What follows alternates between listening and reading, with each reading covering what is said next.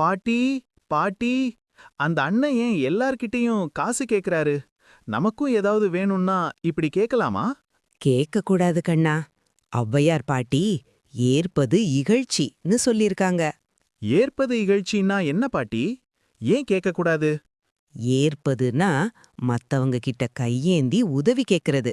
இகழ்ச்சின்னா அவமானம்டா. கை கால் நல்லா இருந்தும் உழைக்காம வாழ்றது ஒரு மனுஷனுக்கு அழகில்ல.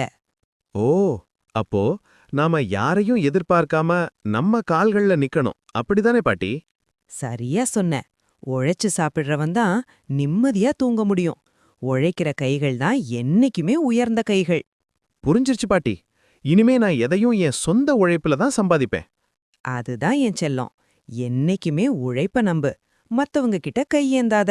அதுதான் ஏற்பது இகழ்ச்சி. கண்டிப்பா பாட்டி, நான் உழைப்பையே நம்புவேன்.